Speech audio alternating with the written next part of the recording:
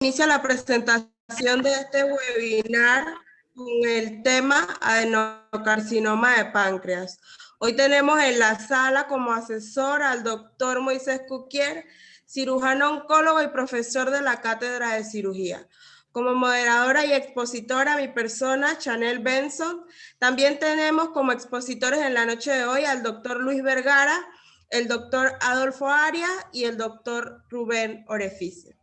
El cáncer de páncreas es uno de los cánceres más mortales y generalmente afecta a personas entre la sexta y la octava década de vida. Entre los factores de riesgo para el desarrollo de esta patología se incluyen el tabaquismo, la obesidad y el consumo excesivo de alcohol y la pancreatitis crónica. Es por eso que esta noche o esta tarde hemos decidido tocar este tema con ustedes. Chanel. Diga, doctor. Una preguntita, ¿cómo han diseñado la dinámica de hoy? Es que, no sé, problemas técnicos. Bien, diagnóstico y manejo del adenocarcinoma de páncreas, ¿verdad? Entonces, hoy vamos a hablar sobre... No, ustedes ven la presentación, disculpe, es que no me sale a mí, no sé si es... Ok, bien, vamos a continuar. En la tabla de contenido, pues vamos a hablar un poquito de la presentación clínica, cuáles son los estudios de imagen que se pueden utilizar. Vamos a hablar de diagnóstico y estadiaje y por último, el manejo del adenocarcinoma de páncreas. Entonces, empezamos hablando con la presentación clínica y vamos a ver que en los cánceres de páncreas, a menudo ellos no presentan síntomas y sobre todo en etapas tempranas, ellos no presentan síntomas. Para cuando los síntomas aparecen, ya ellos han crecido mucho o ya se han hasta diseminado fuera del páncreas. Entonces, los pacientes pueden presentar ya en etapas más avanzadas síntomas como poco apetito, pérdida de peso y debilidad. También pueden presentar síntomas gastrointestinales como lo son la ictericia y asociada a estas síntomas como coluria, acolia y prurito. La ictericia se puede presentar sobre todo por la obstrucción de los conductos biliares extrahepáticos y esto se da ya que en los adenocarcinomas, sobre todo los de la cabeza del páncreas, ellos se encuentran muy cerca del conducto colédoco. Entonces, estos cánceres pueden provocar obstrucción del conducto y entonces causar la ictericia. Cosa que también puede ocurrir con los cánceres de cola y cuerpo de páncreas, pero tendría que ser en una etapa mucho más avanzada, cuando ya se ha diseminado el cáncer por completo a través del páncreas. Otros síntomas que pueden aparecer Chanel, son... Diga, doctor. te corrijo ahí, los cánceres de cuerpo y cola de páncreas no producen ictericia. La ictericia es un evento clínico exclusivo en términos de neoplasias pancreáticas de las localizadas en cabeza de páncreas. Ni cuando están diseminados. Porque el adenocarcinoma de páncreas difuso, congénito, en todo el páncreas, es una entidad sumamente infrecuente. De manera que tampoco lo contamos como un tipo o una localización. Así que para que nada más quede la idea clara que ictericia es exclusivo de la localización en cabeza de páncreas. Entonces, o en proceso uncinado, que es otro lugar que podría.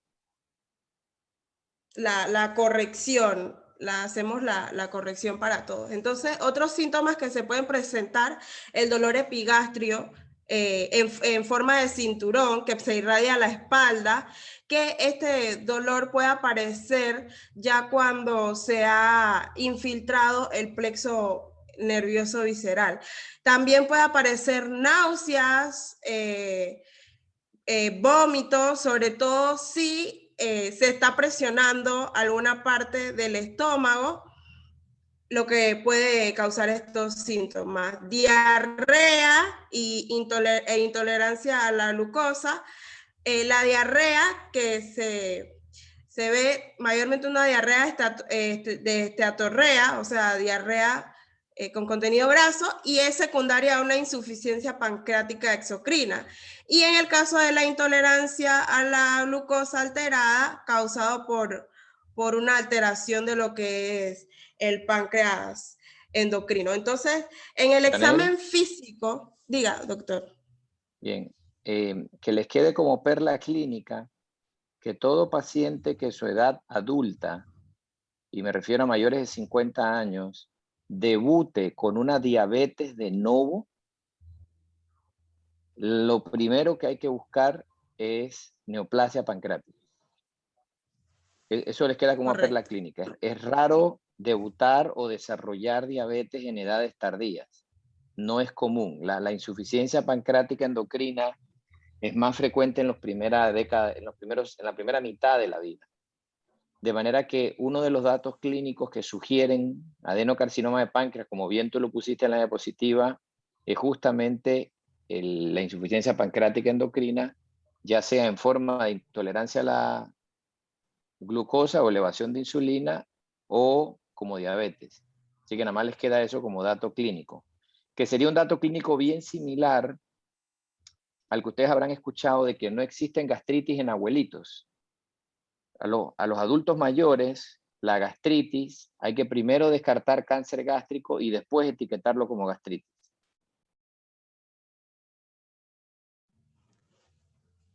Muchas gracias, doctor.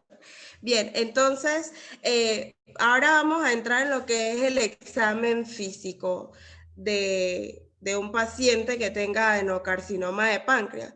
Y hay dos signos principales que se mencionan en la literatura que pueden aparecer en estos pacientes. Uno es el signo de Courvoisier, que es una vesícula palpable o una masa palpable en el hipocondrio derecho en ausencia del dolor, y también se menciona que en ausencia de cualquier otro síntoma, ya sea inflamatorio o infeccioso.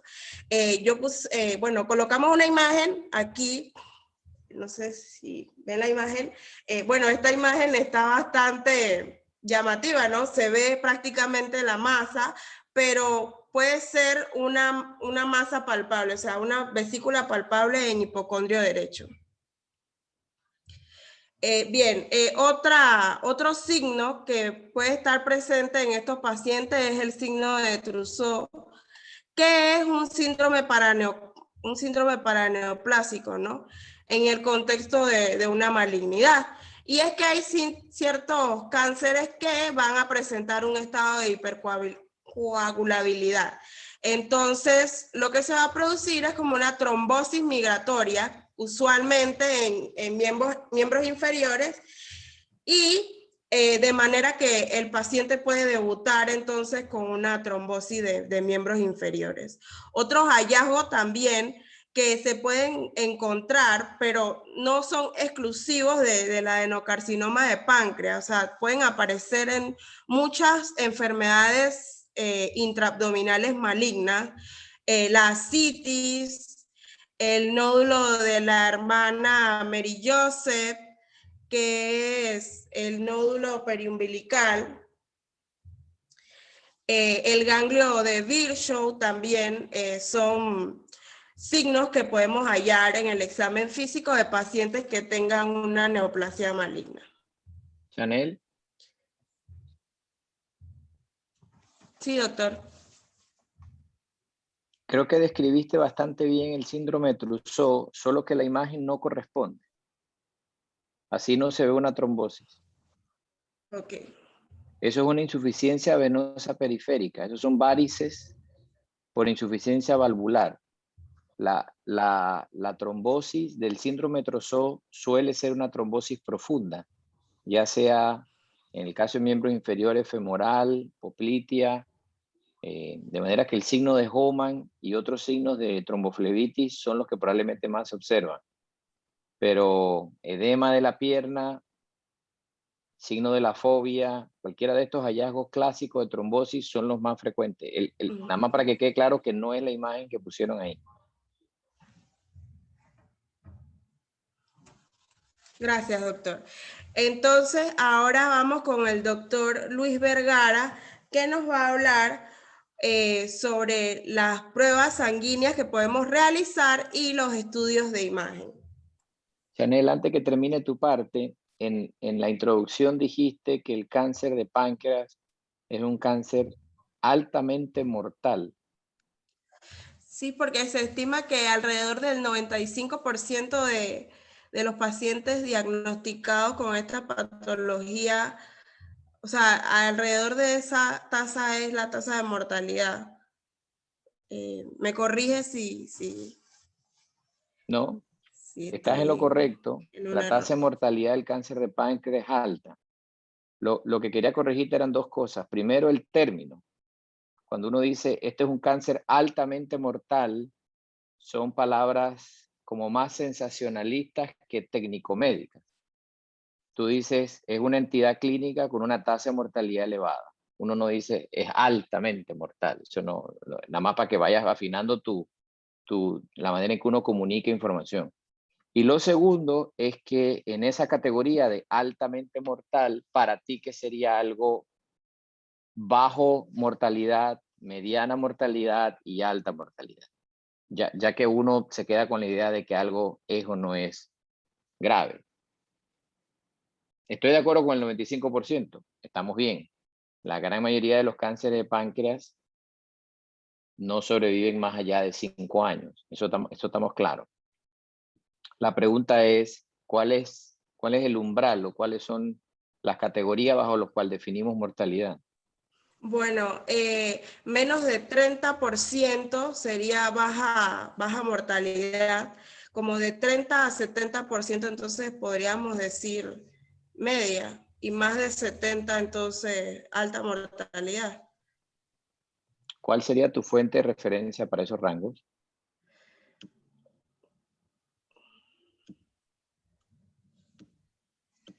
Bueno, es lo que, no, o sea, no recuerdo una fuente exactamente, es lo que he aprendido en este tiempo, doctor. Esa respuesta me parece más peligrosa que un no sé. Es decir, yo no espero que todo lo sepas, Chanel, ni tú ni ningún estudiante, para eso están aprendiendo. De manera que si no te sabes un rango, di no sé. Porque cuando uno empieza a querer responder rangos, ya uno se matricula. De manera que siento yo que eso no lo sacaste en ningún lugar, pero yo no he escuchado ningún lugar en el que un 30% de mortalidad, es decir, 1 de 3 pacientes, sea baja mortalidad. Eso es bien alto. Imagínate que se nos murieran 1 de 3 COVID. En otras palabras, 30% no es baja mortalidad, es bastante alto. Las entidades clínicas que tienen 30% de mortalidad estamos en problemas. Así que bueno, te dejo eso como tarea para que lo revises, porque es importante que tú mismo manejes bien los rangos. Y 95 está en alta, eso sí, pero te vas a sorprender cuando revises los rangos de mortalidad. De manera que es importante saber cuando un procedimiento, cuando una entidad clínica ofrece alta, moderada o baja mortalidad. Al punto que eso lo utilizamos inclusive para clasificar y evaluar a los hospitales y a los médicos que manejan ciertas enfermedades. Por ejemplo, ahora que van a hablar más tarde de cirugía para el tratamiento de cáncer de páncreas, baja mortalidad se considera para un procedimiento quirúrgico que sea 4% o menos. Mortalidad intermedia es de 4 a 9 y alta es todo lo que sea por arriba del 10%. De manera que usualmente es el mismo rango que utilizamos para entidades clínicas. Lo que tiene baja mortalidad, mortalidad intermedia y mortalidad alta. No es lo mismo la mortalidad de una enfermedad aguda que la mortalidad de una enfermedad crónica. De manera que para eso también hay adecuaciones en cuanto a porcentajes. Pero bueno, era para que quedara clara la idea de mortalidad, porque el concepto estuvo bien, solo que quería que lo tuvieras más claro. Continuamos. Bueno, como siguiente punto, vamos a hablar sobre las pruebas sanguíneas y los estudios de imagen. Con respecto a las pruebas sanguíneas, no hay una prueba de detección disponible actualmente específica para el cáncer de páncreas, pero existen los marcadores tumorales que se utilizan pues más que nada para controlar tanto la progresión como la eficacia del tratamiento, siendo uno de los más importantes el CA19-9, que se encuentra elevado en el 70% de los casos. Sin embargo, también se eleva en otros tipos de patología. Y menos específico, pero no menos importante, es el antígeno carcinoembrionario. Pásala, por favor. Perdona, Luis. Dígame, doctor. ¿Cómo ahí los marcadores tumorales? Por la anterior, no te capté bien. Dijiste que los marcadores, pon la anterior, por favor, quien esté manejando ahí. Los marcadores tumorales se utilizan para controlar la progresión del cáncer. Explícame un poquito mejor eso, por favor. Bueno, tengo entendido que lo puedo utilizar para ver la progresión, es decir, si el tratamiento está funcionando o no.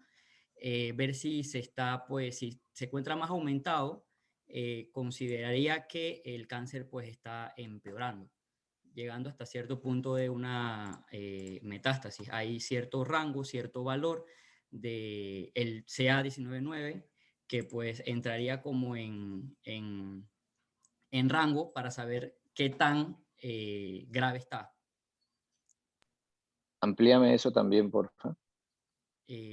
Bueno, ese punto, ese punto también se habla más abajo acerca de los valores, pero para Eso lo vas a hablar mencionárselo, después. Sí, los valores de 150 a 300 más o menos, que son los Okay. rangos de...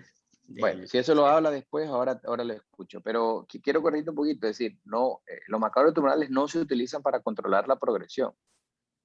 Para controlar la progresión son las medidas terapéuticas. Los Ok. marcadores tumorales son vigilancia y evalúan evolución de la enfermedad. Es verdad que también los podemos utilizar para valorar la eficacia de un tratamiento, pero el concepto más importante de un marcador tumoral, para que te quede claro y a los que están escuchando, es vigilancia post-tratamiento. En otras palabras, luego que le damos tratamiento, en este caso un cáncer de páncreas, el marcador tumoral debe disminuir o mantenerse bajo. Donde durante la vigilancia de un paciente que le dimos intento curativo, el marcador tumoral vuelve a elevarse, eso es indicativo de actividad tumoral, ya sea en el sitio o metastásica. Así que el concepto de marcador tumoral es más que todo post-tratamiento o para vigilancia. En el caso muy especial del cáncer de páncreas, el CA19-9, que lo vamos a ver ahora en los rangos que me acabas de mencionar, tiene un valor para el estadiaje, que es bien particular del cáncer de páncreas, pero la gran mayoría de los marcadores tumorales, incluyendo el CEA, que la verdad que cada vez se utiliza menos en cáncer de páncreas, es realmente para post-tratamiento. Ok, doctor. Listo. Siguiente, por favor.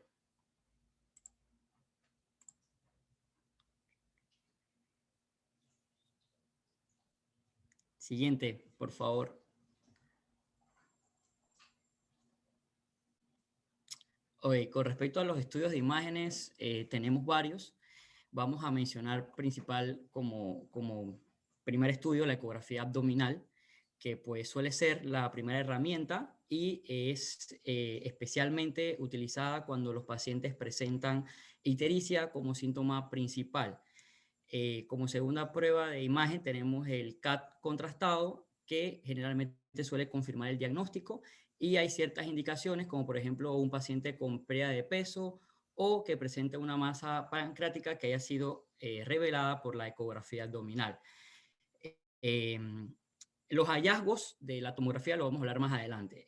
Con respecto a con la angiopancreatografía por resonancia o por endoscopía, se utiliza para descartar lo que vendría siendo una coledocolitiasis y evalúa también si está indicada la descompresión biliar. Con respecto a la ecografía endoscópica, se utiliza cuando las otras pruebas no son concluyentes o también para realizar una aspiración con aguja fina. Es importante esta prueba debido a que detecta casi el 100% de los carcinomas pancreáticos, incluso cuando son menores de 3 centímetros de tamaño.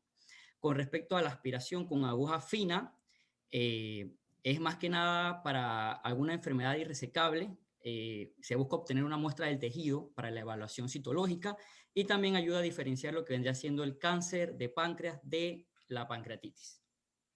Con respecto a las imágenes del CAT, siguiente, podemos observarlas a continuación. Uno de los hallazgos importantes viene siendo el signo de doble conducto, que es, con respecto a lo que dijo el doctor al inicio, existe una obstrucción del conducto tanto colédoco como el pancreático, y es lo que causa ictericia cuando es en la cabeza del páncreas. Entonces, como letra P, podemos observar el páncreas, como BD el colédoco y como PD el conducto pancreático.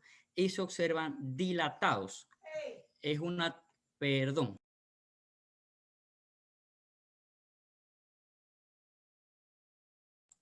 Ok, con respecto a, esto es una tomografía axial mediante la administración de medio de contraste intravenoso en fase arterial. La siguiente, por favor. La siguiente, porfa. Ok, en esta imagen también se puede observar el signo de doble conducto, pero esto vendría siendo una con la angiopanteografía, pancreatografía por endoscopía. El que se encuentra más a la izquierda viene siendo el colédoco y el que está más a la derecha el pancreático, y se observa pues también una dilatación de los mismos, mostrando pues un signo, un hallazgo de lo que vendría siendo el cáncer de la cabeza del páncreas. Siguiente, ajá. Con respecto a esta tomografía, es importante porque se puede observar, ok, ven el estómago, entonces abajito se puede observar el conducto pancreático dilatado. Es un hallazgo, pues como vengo diciendo, característico de la tomografía.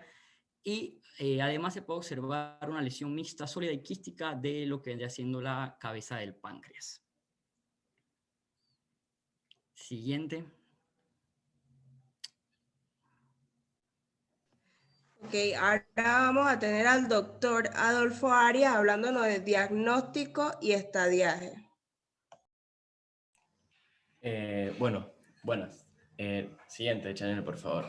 Uno de los puntos importantes que hay que tener en lo que vendría siendo los adenocarcinomas de páncreas es que no existe una prueba específica para el diagnóstico del adenocarcinoma de páncreas. La prueba se basa más en una combinación entre lo que vendría siendo los exhaustivos exámenes físicos en conjunto con las imágenes de laboratorio que mi compañero Vergara, el doctor Vergara, acaba de mencionar. Los estudios de imágenes son fundamentales porque ellos nos permiten, porque nos permiten generar una evaluación inicial del paciente, también los pacientes que son sintomáticos, aquellos que tengamos una sospecha de lo que vendría siendo tener un cáncer de páncreas, podemos tener lo que vendría siendo una imagen principalmente que nos haría orientarnos más hacia el diagnóstico. Los pacientes, por lo general, en uno de los exámenes físicos que llegan a la consulta, vienen con principalmente con ictericia, viene también con dolores abdominales. Uno de los primeros exámenes que se realiza, y por ser el más costo efectivo, es un ultrasonido. En esta imagen aquí que vemos, podemos ver que principalmente vemos en la flecha amarilla, vemos que es una lesión hipoecogénica en la que viene haciendo la cabeza del páncreas. Y vemos que hay un poco de contorno irregular. En la flecha roja, vemos lo que hay es vemos que esa lesión hipoecogénica tiene una dilatación de lo que vendría siendo la vena esplénica. Ya con esto, a nosotros nos puede hacer sospechar en un adenocarcinoma de páncreas o en alguna de las otras lesiones de neoplasia a nivel del páncreas. Entonces esto nos orienta principalmente a que para tener una imagen mucho más clara, y como mencionó nuestro compañero Vergara, la prueba confirmatoria es una tomografía computarizada en contraste con fase arterial temprana. También una de las características es que nos confirma su resecabilidad, que más adelante mi compañero va a hablar acerca de lo que vendría siendo la resecabilidad de un adenoma de páncreas. Adolfo, Dígame, doctor. no me queda claro porque han mencionado ya en 2 ocasiones que la tomografía es la prueba confirmatoria de un adenocarcinoma de páncreas. Ayúdame con eso. Bueno, el momento en el que, o sea, en teoría, un examen físico con un ultrasonido ya me puede a mí orientar a un adenocarcinoma de páncreas. Pero, o sea, confirmarlo, tenerlo bien confirmado vendría siendo a través de una tomografía computarizada. No. Sí, Eh, vamos a corregir entonces esa idea. A ver, uno puede tener una sospecha clínica y una sospecha diagnóstica inicial con los primeros estudios de imagen. Eso, hasta ahí estamos claros, creo que lo han presentado muy bien. De allí vienen los estudios más especializados. En este caso han mencionado la tomografía contrastada multicorte. Hasta ahí estoy de acuerdo. La tomografía contrastada multicorte puede acercarnos a un diagnóstico de una neoplasia maligna o benigna del páncreas, pero no es confirmatoria. Creo que esa es la palabra que no me gustaría que se llevara.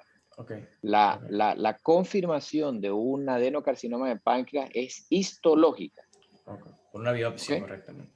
Es histológica, correcto. De manera que puede ser citológica, puede ser histopatológica, puede ser biopsia. Existe una opción en pacientes a lo que es técnicamente imposible hacer una biopsia. Si ese fuera el caso, no necesariamente lo que ocurre, usualmente podemos hacer biopsia, pero si técnicamente fuera imposible hacer una biopsia, hay algunos estudios que hablan de un algoritmo en el que combinamos hallazgos tomográficos, CA19-9 y síntomas del paciente. Es una escala que valora las 3 variables y nos acerca a un 96% de probabilidad.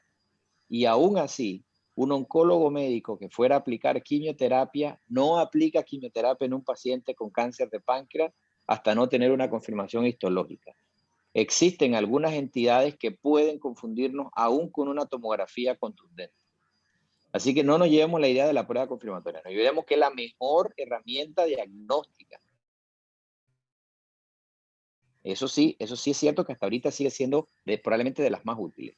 Y háblame de la fase arterial temprana. Ahí me enredaste completamente. ¿Qué quieres decirme con que la fase arterial temprana es la mejor fase, diría yo, por lo que pusiste ahí, para diagnosticar un cáncer de páncreas? Bueno, entre las fases de lo que vendría siendo al momento de colocar el contraste, en la fase arterial podremos observar una mayor, lo que vendría siendo una mayor imagen de lo que vendría siendo el adenocarcinoma o de la masa o la lesión de la cual nosotros estamos sospechando. Ok, ¿dónde leíste eso, Adolfo? Lo leí varias veces bueno, hay un par de artículos donde mencionaban que una de las mejores pruebas, o como usted dijo, una de las mejores herramientas de elección vendrán siendo en la fase arterial temprana. Bueno, me vas a tener que enviar eso, porque no es así. Claro. Las fases con las que hacemos las tomografías contrastadas, y esa es la razón por la que hace rato quería escuchar del doctor Vergara o de ti, la palabra trifásico. En otras palabras, la tomografía contrastada que utilizamos hoy día para hacer un diagnóstico preciso o más certero de una lesión pancreática debe llevar 3 fases. Debe llevar una fase venosa, debe llevar una fase arterial y debe llevar una fase portal. Y cada fase tiene sus tiempos en cuanto a segundos de inyección y de captación de imagen. No hay fase arterial temprana y arterial tardía. Hay una sola fase arterial. Es cierto que la fase arterial es la primera de las 3 fases. La fase arterial identifica tumores neuroendocrinos del páncreas, no adenocarcinomas. La fase que más identifica adenocarcinoma de páncreas es la fase venosa, porque el adenocarcinoma de páncreas refuerza a los 60 segundos de inyección. Así que es la fase venosa. La fase que nos ayuda con la resecabilidad, que lo van a hablar más adelante, como me dijiste, son la fase portal, para hablar de resecabilidad venosa, y la fase arterial, que son para hablar de resecabilidad de la arteria mesentérica. Así que las 3 fases son importantes, una para diagnóstico y las otras 2 para estadiar.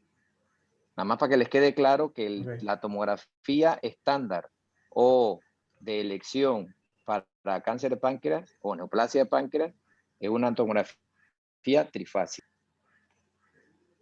Ok, ok. Gracias, doctor. La siguiente, Chanel. Bueno, acá podemos ver un poco más de imágenes de lo que vendría siendo la tomografía. Aquí podemos ver donde están las flechas, vemos una lesión hipodensa con respecto al páncreas normal, que nos puede ayudar a lo que vendría siendo, como decía el doctor, es una de las mejores herramientas diagnósticas. Si la tomografía abdominal no es concluyente o si se muestra un tumor entre el límite de lo resecable y lo irresecable, o sea, se debe realizar un ultrasonido endoscópico y una biopsia guiada para lo que vendría siendo la confirmación histológicamente del diagnóstico. Síguela. Siguiente. Bueno, en los marcadores tumorales, como mi compañero Nanteco mencionó, uno de los marcadores tumorales que más se usa es el CA19 y su principal es un indicador de la enfermedad, la progresión de la enfermedad y principalmente se usa como mal pronóstico. Los niveles altos de 150 a 300 es un indicador que nos puede indicar que hay una enfermedad avanzada y de mal pronóstico principalmente. No es que nos ayuda a, como había comentado mi compañero, sino que es un indicador de la progresión de la enfermedad y del mal pronóstico que tenga la misma. Siguiente, Chanel. Perdona, Adolfo. Pon la anterior, es que ahí me enredé. A ver, marcador tumoral de 150 a 300 es indicador de enfermedad avanzada. Eso es lo que me estás diciendo. Correcto. ¿Bien? ¿De dónde sacaste esa información? Esa información estaba en los artículos que revisamos. Ahí estaba la información acerca, mencionaban que los niveles altos de 150 a 300 es un indicador de enfermedad avanzada y de mal pronóstico.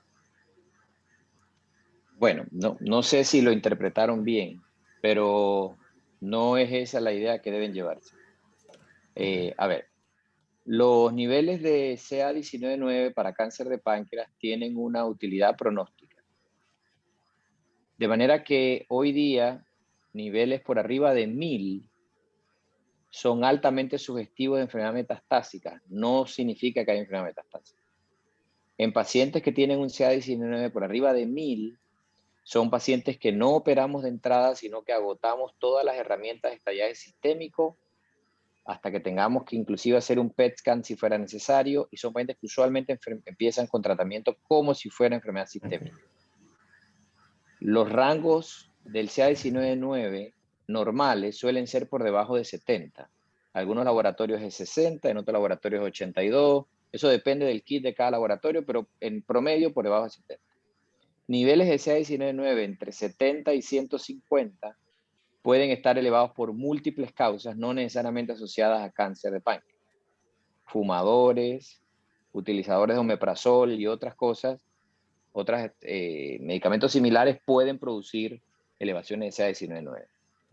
Entre 150 y 300 son indicativos de enfermedad localmente avanzada, no avanzada sistémicamente.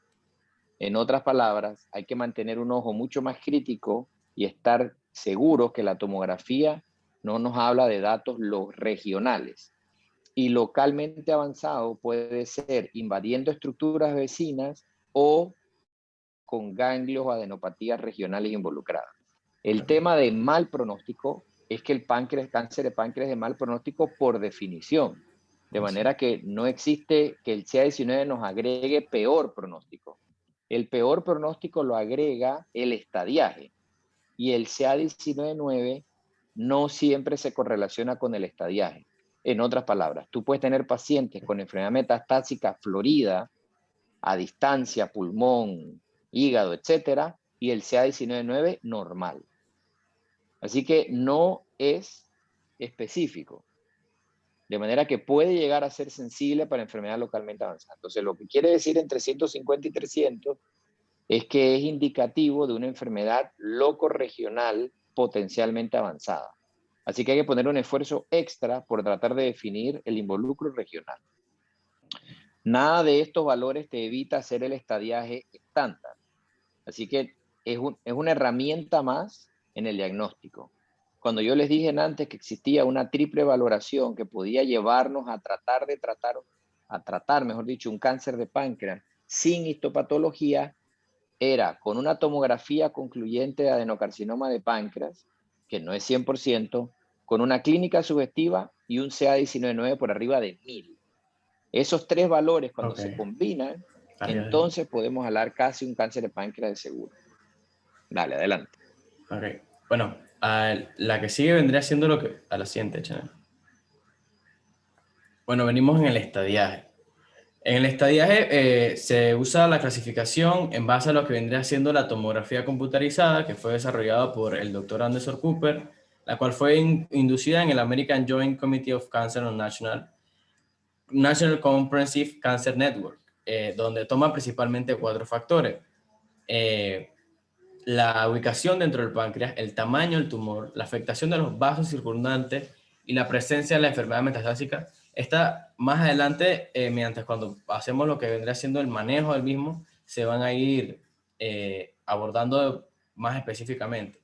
Su utilidad es principalmente para caracterizar si la enfermedad es resecable, está en el límite de lo resecable, está localmente avanzada o si está metastásica.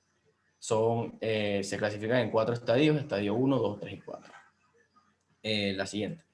El estadio 1 y 2 se clasifican como claramente resecables.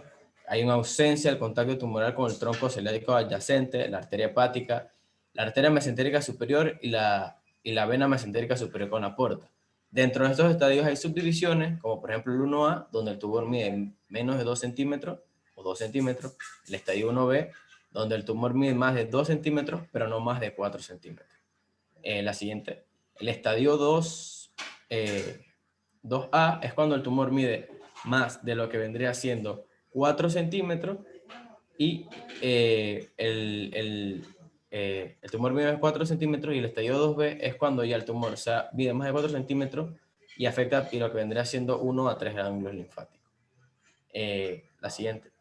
El estadio 3 se define como un tumor localizado con afectación de los vasos principales, donde principalmente se diseminó, puede ser a 4 más ganglios linfáticos cercanos. Puede ser el estadio B, donde vemos lo que vendría siendo los vasos sanguíneos principalmente están siendo afectados, donde los que mencioné, la vena porta, la arteria hepática, la hepática común, el tronco celíaco y la arteria mesentérica superior. Y el estadio 4, que ya las enfermedades cuando ha tenido la presencia de la enfermedad metastásica, y es cuando se disemina hacia otras partes de lo que vendría siendo el cuerpo, como el pulmón, hígado y la cavidad peritoneal. Siguiente. Adolfo, dígame, doctor. ¿el estadiaje del cáncer de páncreas es clínico o es patológico? Yo leí que hay varias formas de estadiar el cáncer de páncreas. ¿Es clínico o es patológico? Solo tienes que responder una de las dos palabras. Bueno.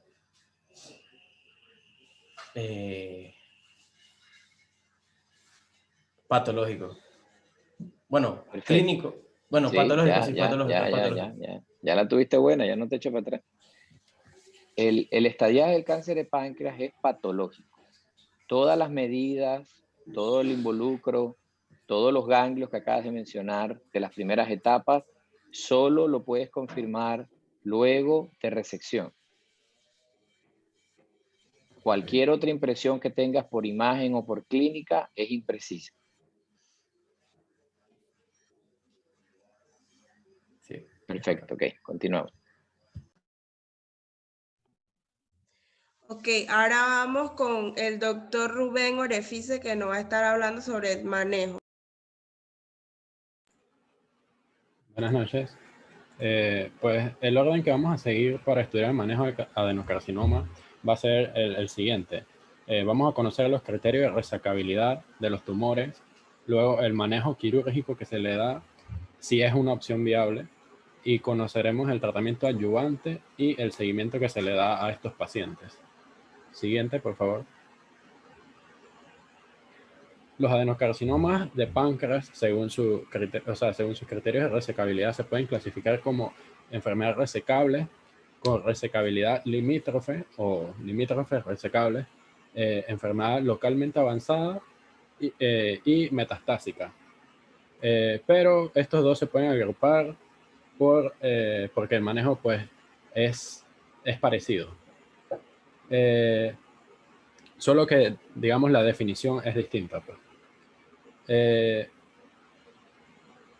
Es importante conocer los criterios de resecabilidad porque se debe tomar una decisión de tratamiento de acuerdo con estos hallazgos y debemos tomar también en cuenta otras consideraciones generales como comorbilidades y el estado nutricional del paciente, por ejemplo.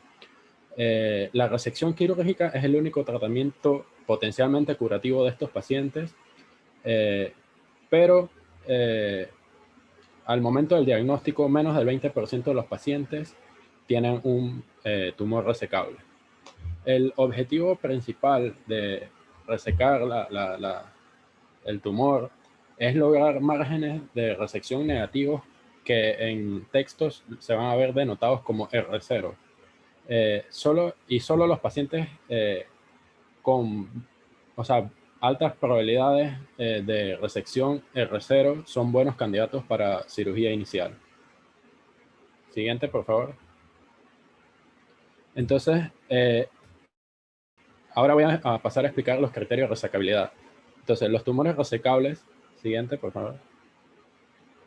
Se ha desarrollado un consenso para definir esta resecabilidad. Y estos utilizan criterios de contactos con arterias y venas y los separan porque el manejo varía dependiendo del contacto con los vasos, ¿no? Con cuáles vasos se hace contacto el tumor. Entonces, los criterios arteriales, siguiente.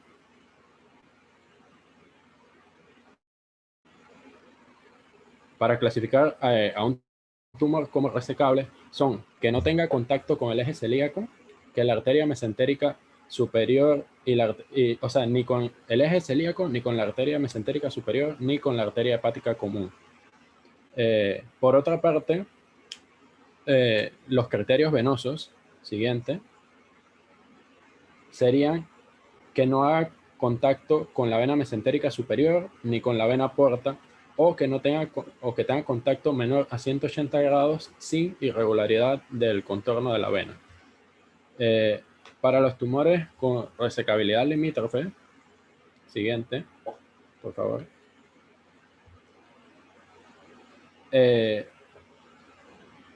Los criterios arteriales serían que exista contacto del tumor sólido con la arteria hepática común sin extensión al eje celíaco o a la bifurcación de la arteria hepática que permita una reconstrucción completa y segura.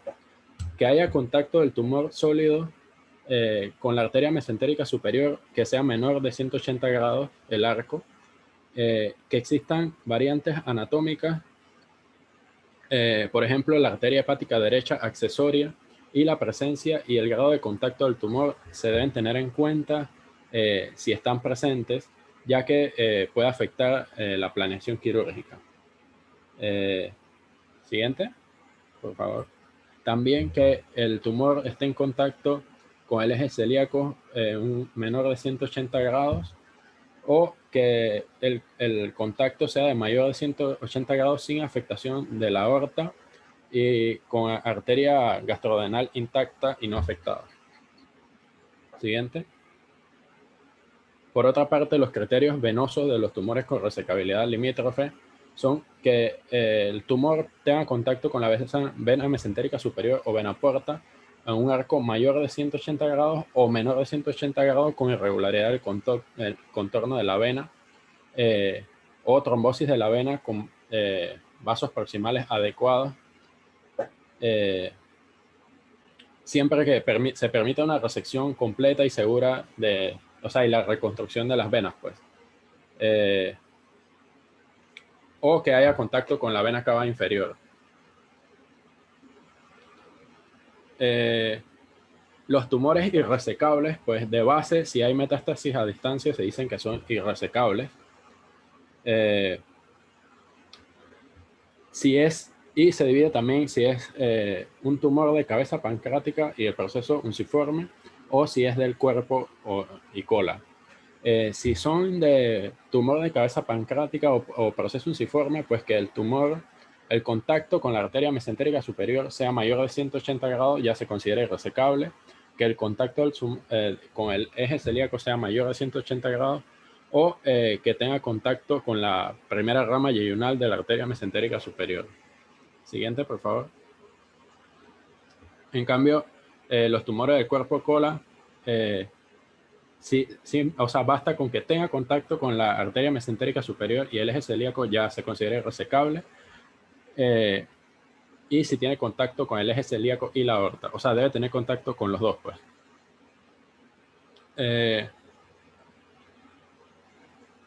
Entonces, los criterios venosos de tumores irresecables serían que la vena mesentérica superior o vena porta no sea reconstruible, ya sea por alguna afectación intrínseca de la misma vena, o haya una oclusión, como por ejemplo por el mismo tumor o por trombos blandos de la vena. O también que haga contacto con la rama yeyunal más proximal de la vena mesentérica superior. Siguiente, por favor. Entonces, si es un tumor del cuerpo o la cola, que haga contacto con la vena mesentérica superior o con la vena portal, y también que sea irreconstruible. Siguiente. Entonces, el tratamiento de los tumores resecables, vamos a ver la cirugía, la terapia adyuvante y el seguimiento. Siguiente, por favor.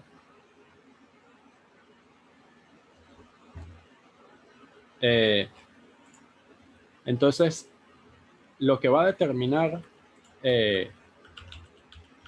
o sea, qué cirugía se puede hacer es el tamaño y ¿cómo es?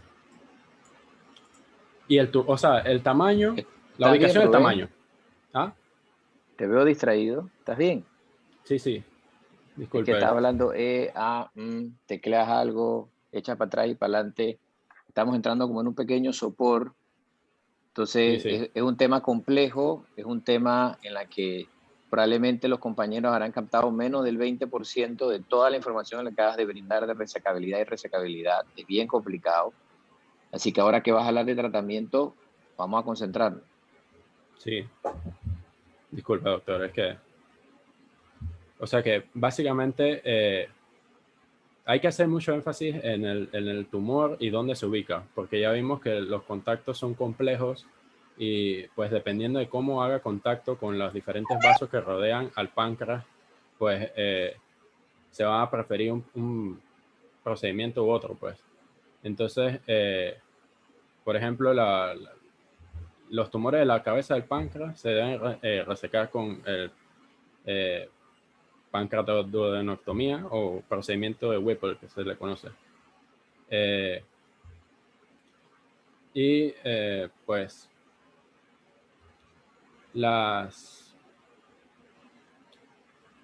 para ver, siguiente, yo creo que... Ajá. Siguiente, por favor. Pues dependiendo de qué compromiso haya, ¿no? Si es arterial o venoso, entonces se prefiere una disección. O sea, se debe tratar de quitar el tumor de donde está haciendo contacto, pues, básicamente. Entonces, como vemos, hablan mucho del arco que cubre el vaso del tumor. Entonces, se hace una disección de las hemiscircunferencias de las arterias, ya sea la mesentérica superior o del tronco celíaco.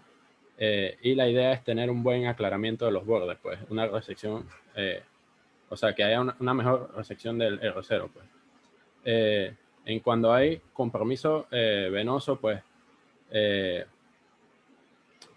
se puede hacer una resección venosa completa seguida de una resección, pero estas suelen tener mayor tasa de complicaciones pues, y morbilidad, porque son como más difíciles de hacer. Y se recomienda también el análisis de las secciones congeladas, las laminillas del cuello del páncreas y los márgenes de la sección del colédoco. Para verificar si quedó pues los márgenes limpios o todavía hay células tumorales. La terapia adyuvante, pues se da quimioterapia con gemcitabina por 6 meses y lo ideal sería iniciarla antes de las primeras 12 semanas. Siguiente. Luego el seguimiento se le da por 2 a 4 semanas, o sea, cada 2 a 4 semanas inicialmente, y después se progresa a cada 3 a 6 meses por los siguientes 2 años y se le hace evaluación, o sea, examen físico, historia clínica, y se evalúa por insuficiencia pancreática, por pues la magnitud de la cirugía, pues. Se puede considerar la tomografía y el CA19-9 cada 3 a 6 meses por 2 años, pero leí que no hay suficiente evidencia que apoye la conducta porque es como muy agresivo, pues el mismo exponer al paciente a radiación pues puede modificar el curso de la enfermedad. Entonces, sí, dígame. No es eso de lo que no hay evidencia. No hay evidencia que la vigilancia estricta e intensa de cada 3 meses cambie el curso de la sobrevida global. Ah, ok. Interpreté mal. No, exacto. No es que la radiación produzca un efecto en la enfermedad. La radiación tomográfica es de muy baja dosis y hay pacientes a los que les hacemos una tomografía cada mes por algunas condiciones muy especiales y no por eso lo sometemos a riesgo de otra neoplasia o de empeorar la actual. Lo que no hay evidencia es en la frecuencia, por lo que algunos centros escogen cada 4 meses, otros centros escogen cada 6 meses, otros centros escogen cada 7 a 8 meses. Entiendo.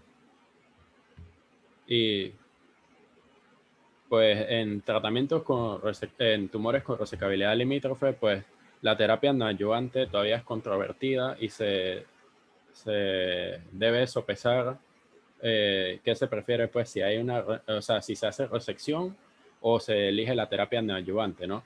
Y lo ideal es que si se va a incluir en terapia neoadyuvante al paciente, pues incluir al paciente en ensayos clínicos y si pues el paciente se le incluye en el ensayo y se le da terapia neoadyuvante y aún así no progresa, pues la conducta correcta es igual, entonces escoger la resección.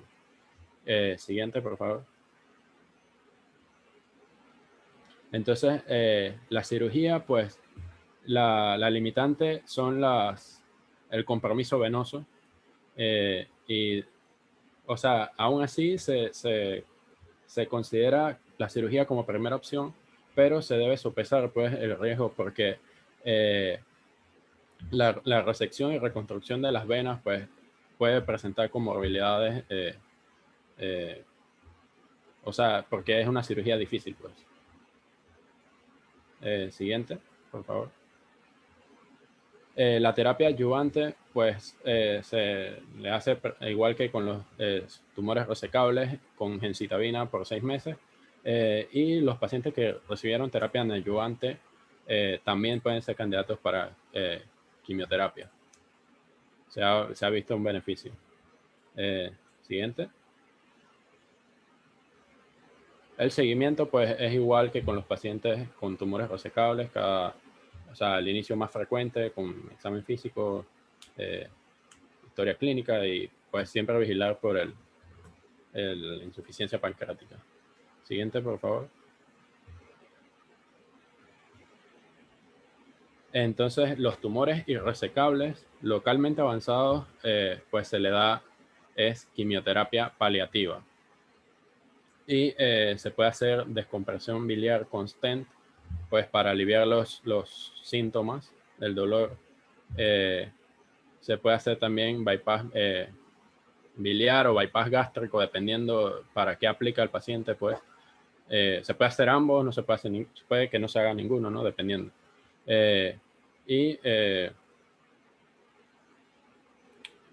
Pues eso. Siguiente, por favor. Entonces, con la enfermedad metastásica, pues también se da quimioterapia paliativa con FOLFIRINOX y combinación de gemcitabina, paclitaxel, que estas son las preferidas. Y también se le puede dar quimioterapia paliativa con gemcitabina sola. Igual que con el localmente avanzado se le puede hacer descompresión biliar con stent o bypass biliar y gástrico. O gástrico. Siguiente. Entonces ya vendrían las conclusiones de parte del grupo. Pues sí, Chanel. Bueno, entonces ya para concluir, nos queda saber que los cánceres de páncreas en etapas tempranas, ellos no causan síntomas. Y recordar la perla clínica que nos dio el doctor en aquellos pacientes de edad avanzada que debuten con diabetes, siempre debemos tener la sospecha de que pueda ser un adenocarcinoma de páncreas. También agregar que el diagnóstico o la confirmación siempre debe ser con la patología, o sea, la histopatología, y entonces, importante también el estadiaje para poder darle tratamiento a los pacientes. Entonces, vamos a pasar a la sesión de preguntas. Recuerden que pueden ir dejando sus preguntas en el chat. Aquí nos dejan una pregunta, doctor Cuquier, que dice, ¿cuál es el principal sitio de depósito secundario en el cáncer de páncreas? No estoy muy segura me imagino que se refiere a metástasis. Carolina, ¿me confirmas, por favor, si a eso te refieres con la pregunta? Ok, dice que sí. Sitio de metástasis.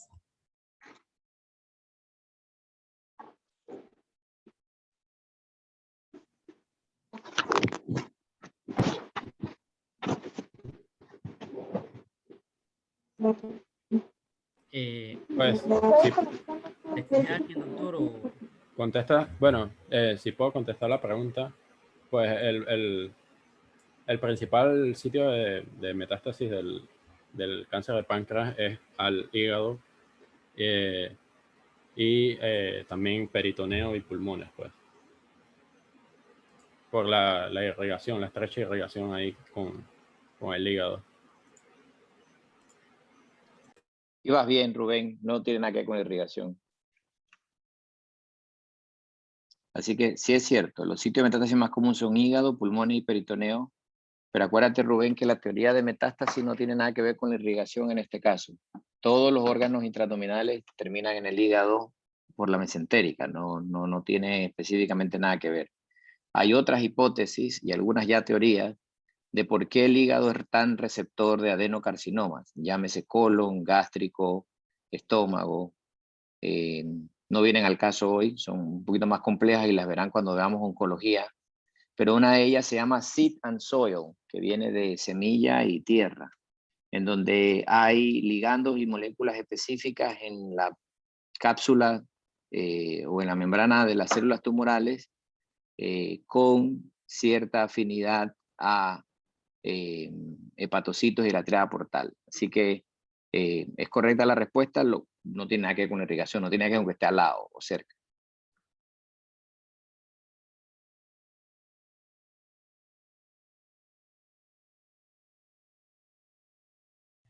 Bueno, vemos que no hay más preguntas, entonces agradecemos al doctor Moisés Cuquier por apoyarnos en este webinar y agradecemos también a los participantes por haberse unido con nosotros.